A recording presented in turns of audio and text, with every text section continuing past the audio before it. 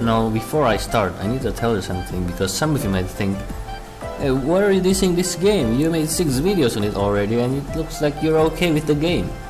Well, it is very contradictory that the same guy that made videos promoting the game is dissing the game after 6 videos. I was just hoping for something different in the past, you know. Truth be told, however bad this game is, it is a very unique idea for a fighting game.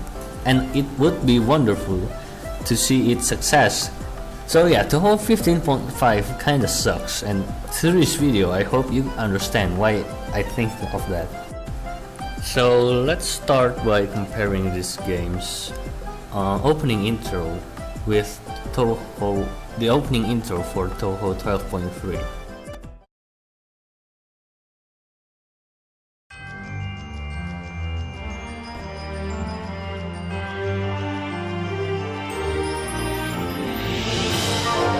Oh yes, orgasm. See that? It starts with a very calm but at the same time tense melody, accompanied with simplistic black background and white text. Then the drum roll builds up while the black background is suddenly illuminated by a source of light in the bottom right side of the screen, effectively directing any player's focus into the source of light, only to see a black smug thing covering it. And then we quickly realize that this thing is at least the size of a mountain.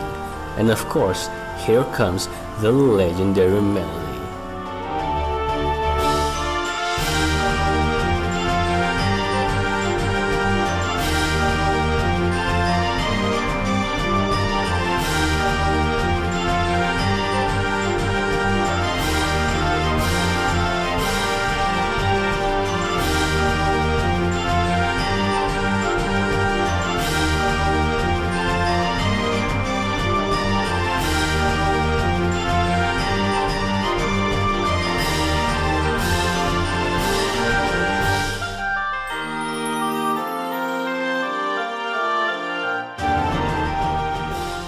Wow, that's fucking amazing.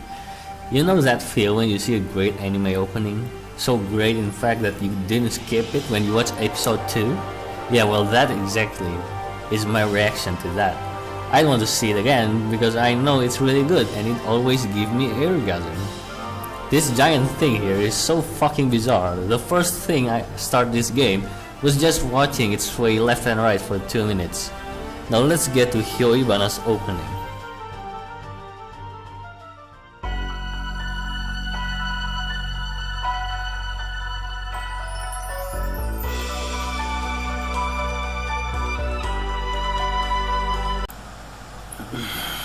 Yeah, that's pretty bad, mate.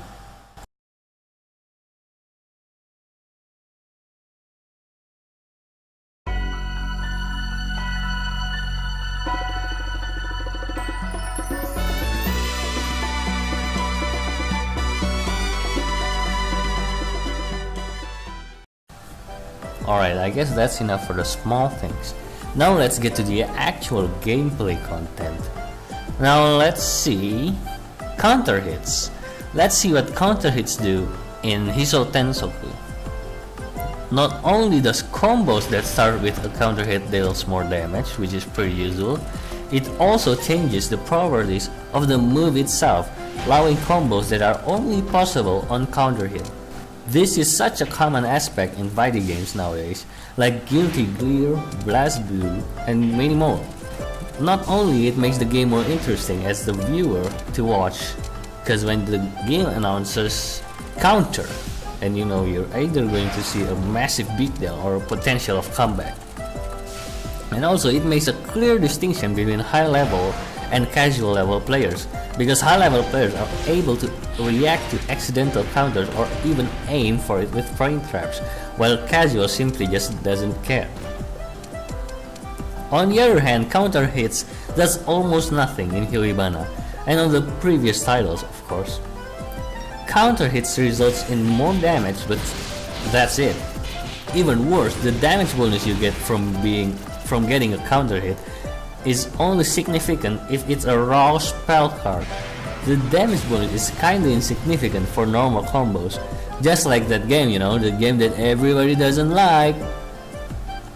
In fact, it's even worse than Marvel, since in Marvel, at least the damage bonus you get from counter hits are actually significant.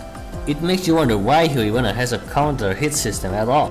Next, let's see how spell cards work in Soku. There are three kinds of cards. System cards, which are available for all characters and mostly consist of utility items. Skill cards, which change and level up a character's special moves. And of course, spell cards, which are basically hypers. Let's not get too deep into this, since it's gonna make the video too long. So ensure every time you deal damage or you take damage, you gain a bit of card meter. But oddly enough, the person that's blocking doesn't gain meter at all, and that kinda sucks. Anyway, you can switch between which cards you wanna use, and you can use it when you have enough cards to pay for its cost. It's a pretty unique system, since there are multiple special moves and hypers that you can choose for a single character. A character can have multiple strategies and patterns because of this. On the other hand, in Huiwana, things are pretty standard. Spell cards are basically hyper moves. Once you got the meter full, you declare your hyper move, then you press the hyper again to perform the spell. If you get to fill both meters before you declare, then you can change your main and sub-character spells.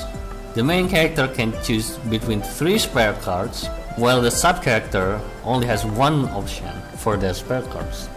Looking at the previous two gameplay differences between Huiwana and Soku, you're probably starting to see why no one's taking Touhou fighting games seriously anymore, but I'll get back to it later. Now let's talk about zigzagging, which is just jumping up and then down. That existed in Urban Legends, but it got deleted in Huiwana for some reason. Zigzagging always plays a crucial part in the competitive scene, as it is the fastest way to cancel a shot type attack into a forward movement. Now there was an exploit of this mechanic in the past, where Sukuna can lock you in block stun forever. But honestly, this isn't a problem anymore, because an update hits and you can push block on all of Sukuna's needles now. So it's really not a problem anymore, not to mention that there are characters that rely heavily on this movement. Now, so I really don't understand why you would remove this movement option. It's like if Nintendo discovered Wave Dash is a thing and then removes it in the next game. I mean, come on, mate. Next up is the story mode. Now I'd have to admit, the story mode is never the strong point of Touhou, including the shooter games. The fun in story mode of Touhou, at least to me, is in the challenge it offers and finding out who's causing these weird incidents. And because usually the people you fight, the antagonists, are unique people with unique powers, you know, stuff like that. They're usually likable characters. So it's called story mode, but you're not in it for the story. You're in it for the characters and the challenge. But in this game, story mode is anything but challenging. So in story mode, you play story mode just like the shooter games. You choose which one you want to play as first, then you have stages to beat. Beating one leads to another stage. The fight itself is divided into two parts, the non-spell and the spell. The non-spell is... you better see it for yourself.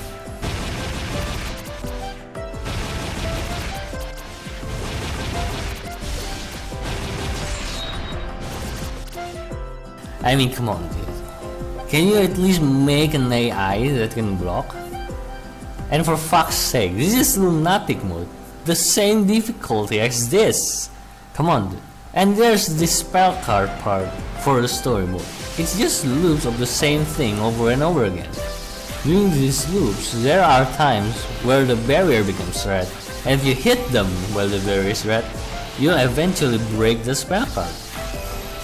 Then hopefully, you're good enough at this game so you can kill them after the first spell break.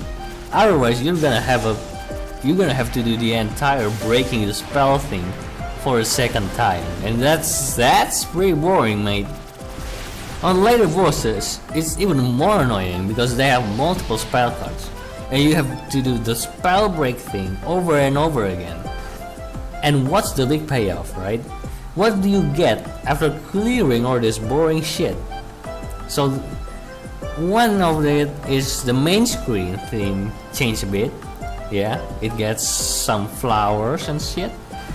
And the Yorigamis, you know, Joon and Shion, becomes playable in verses. Yeah, that's about it. And that gets me to my next point, the new characters. Let's start from the ones that I have the least things to say, and that is Doremi. No offense to Doremi fans, but honestly I have no interest in Doremi. I never even looked at her wiki page until she is revealed in Hyoibana. So yeah, really no comment on her, other than she's not a good character to partner up with, in my opinion. Next up we have Yukari. Now Yukari is actually pretty okay. I like how everyone else idols pose is just them standing or floating, while Yukari, she's just sitting down. It just gives a very great emphasis on how fucking strong she is, because she's sitting down while everyone else is standing up. But the biggest disappointment is, again, her moves are so fucking slow, other than her up C, which are almost instant. Now you think that a game where playing as two characters is the main focus, at least the new characters are made to be a good character to partner up with.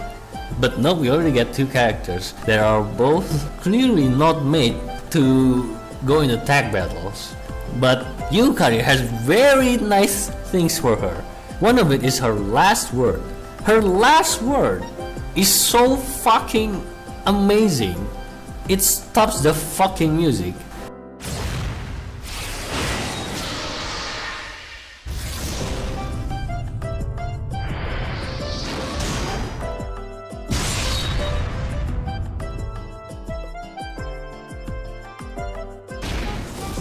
All in all, Yukari is more fun to watch compared to her Soku version. Let's just compare her fucking trade, mate.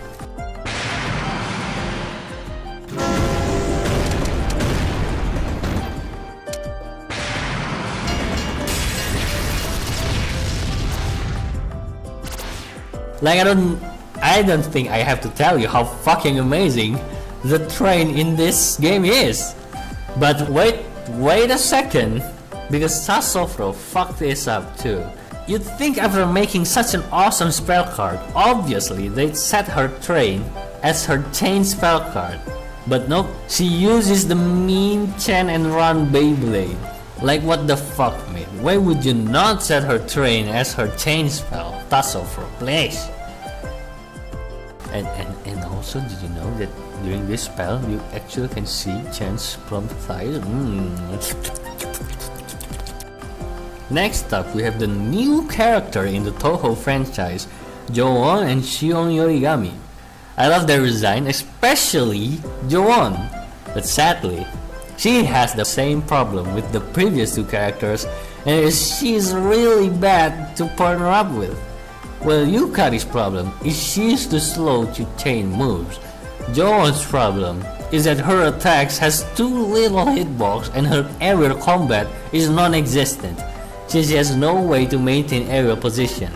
And that's a bad thing, because the only thing that's going for her as a sub-character is her standard tag follow-up after an A attack. But that always leads to the enemy entering a falling state. And since re-standing enemies isn't a thing anymore, I really don't see any potential in Joon for her compatibility with other Toho characters. And lastly, we have the last new character, Tenko. Tenko is probably one of my most favorite Toho characters. Her color palette, her background, her theme song, her powers, I absolutely love everything about Tenko. I guess you can say Tenko is my angel. Get it? Alright, enough Tenko bantering. Let's get to reviewing her as a playable character. Unfortunately, I don't have any much good things to say about Tenko regarding her as a playable character. The first thing I want to complain about is obviously her last word. Her last word is obnoxiously boring. It's just 5 seconds of Tenko pointing down and then thunder strikes. Like, first off, it's 5 seconds of just CG. I mean, come on, dude. At this point, you can replace it with a steel frame and it won't change anything. And also, since when can Tenshi control lightning? Alright, for you normal facts out there that doesn't know her, basically, this is oversimplifying and you should just open the wiki page later. But basically, her power is the manipulation of earth. Lightning or thunder manipulation is never part of her power. Now you could argue that she is using the Sword of Hiso's power to control the weather, so she can create a storm and direct lightning to her enemy, something like that. Usually I would argue that her Sword of Hiso cannot control where the lightning exactly goes, but this time I don't need to. Why? Because she's not even using her sword. She just points her finger and somehow lightning strikes her target. Like, save the argument whether Tenko can control lightning or not. This is already someone else's ability. Alright, now moving on from her last word, let's get to her spell cards. Now we see her first spell card right here. Why? Why this shit, mate? Where's my massive fuck off laser? And then we got this. Like, come on, mate. You can do better than that. And I know you can do better than that because you made this. The better version. And then we get her third spell, which is the worst of all. She eats a pig, goes Super Saiyan, and this makes her gain super armor for 5 seconds. Again, this doesn't make any fucking sense at all. While it is true that Tenko obtained her durable body from the Heavenly Peach, she doesn't have to eat it to gain the effect, since this fruit is a staple fruit in heaven, and she probably eats this shit every day. And also, this spell is a pathetic copy of this spell card in Soku, Temperament, State of Enlightenment. For a limited period of time, strengthen the body to withstand hits without entering his stun, but cannot guard while in effect. She's actually just breathing him to withstand the pain. She's just holding her breath. Why are we changing this to it being the Peach's power-up effect? Like, to make it even worse, this spell has a very huge downside for its high 1000 cost of spell card. And one of it is that she can still get grabbed during super armor. Like, I mean, okay, to be honest, that's fair enough for me. But her super armor immediately goes away after the grab. And did I mention that her super armor only lasts 5 seconds anyway? So it really doesn't matter, since if you get grabbed, you already wasted 3 seconds of her super armor? So it might as well just go away immediately? Like, who on earth would use this spell card? It's so shit. Like, why do we have this instead of something like Sword of Swagger or the previous 2 spells? But sadly, I know why we have this shit of a spell right here. So if you ever surfed the net for Toho picks before, most likely you'd have encountered one of these Maso Tenko. So in short, again, this is an oversimplification, you should just open the wiki. She lives in heaven where everything's peaceful, but she gets bored of it and came down to fight with people, you know, for fun, because she's bored. Then people started saying, "Wow, why would she do that? She must be a fucking masochist."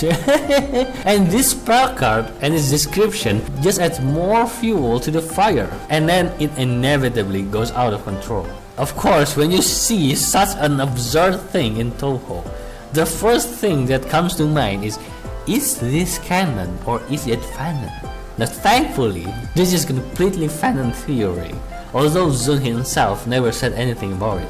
Now this spell card being here in Hyoibana is just that. It's to appreciate the meme. Like, I mean, for what other reason? You reduce her ability to completely ignore hits just by holding her breath to it's a power-up item and she becomes more durable. I mean, come on. On top of that, the spell fucking sucks, and I don't see why anyone would use this. Look, mate, I'm not against fanon stuff, In fact, some of them I really like. But when it gets to the point where you're portraying a character as a fetish or some kind of external trope, to the point where the character itself is defined by that trope or fetish, that's just misleading and it's not funny anymore. It's just a bad meme that got too far and somehow has support from the actual creator. And next point, yes, we're still talking about Tenko. It's her forward B.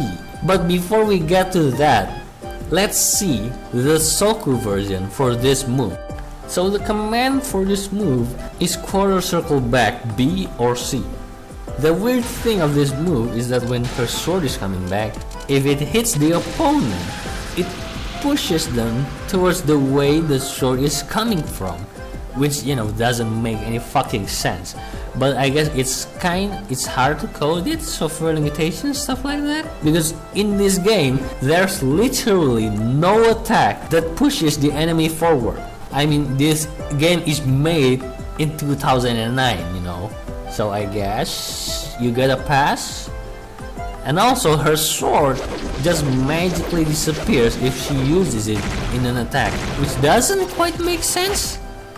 But you see, Tenko doesn't carry her sword around because she can simply manifest her sword into her hand. This is basically the reason why her sword can disappear while it's being thrown immediately into her hand. Now there is a drawback to this move, which is if she actually catches her sword, she's put in a state where she can't do anything. Now this forces you to always cancel this move with another move that uses the sword, so that she doesn't catch the sword. Now this is actually a good balancing tool because this move is actually good. You have a single move that hits twice between specific intervals. Now this doesn't have anything to do with Toho, but let's look at a similar move at another game, namely Virgil's round trip from Marvel 3. Now I have to tell you how fun this move is to use. Basically, the point of using this move in a combo is to do something in the middle of the interval of the sword coming out and coming back, so the enemy stays in the combo. It's really fun. In fact, it's so good that you can judge how good a Virgil player is just by seeing how he is using this move. So when I see Tenko in Hyoibana being able to throw her sword, I'm super hyped. Like, what can I do with this? What's different from the Soku version? How do I optimize this in a combo? How do I make this so I can use it without releasing my pressure or a combo? Nothing. You see, despite both versions have the quirk of immediately returning to Tenko's hand upon the use of sword moves, in Soku only a small amount of your arsenal uses the sword, which makes sense since this is the Sorohiso, the sword that messes with people's spirits and shapes the fucking weather.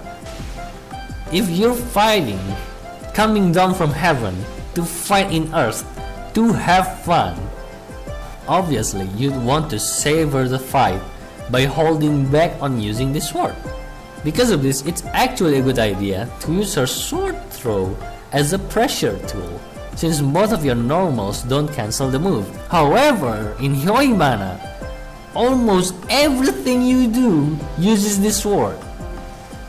Not only this is out of Tenko's character, this reduces her sword throw move to a just plain projectile that hits 3 times with 10 stun each, which is super bad since most projectiles in this game just do 20 stun and some even less. Sadly, despite all those flaws, this is the best projectile she has. Alright mate, that's enough ranting about Tenko. This fucking script is almost 4,000 words and I'd better wrap this shit up before this video becomes too long to the point where my PC explodes when I edit this video. Alright, so enough complaining.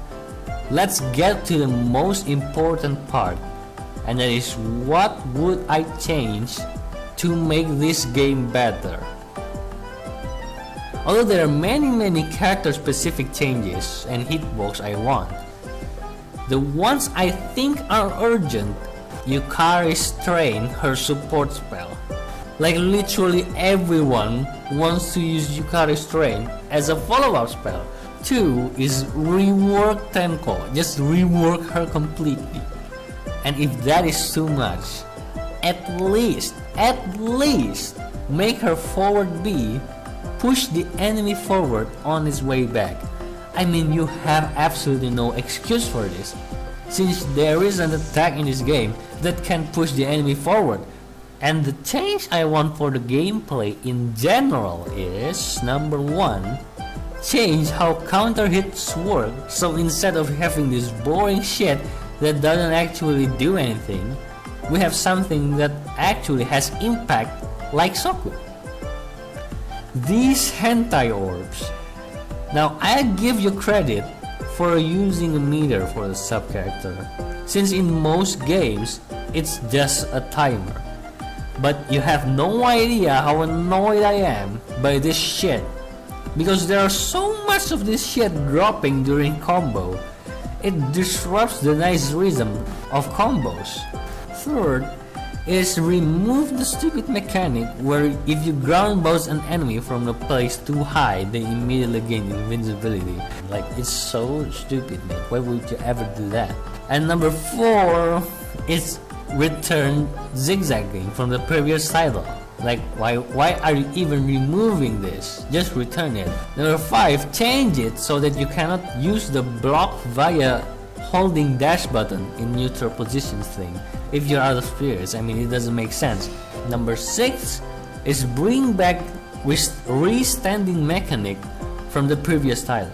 Number 7, bring back the if you stun your enemies while they're still standing, they are still vulnerable to spell cards mechanic from the demo version, since this is the only way you can put in your last word into a regular combo, especially if you're using a character which startup of their last words is so painfully slow.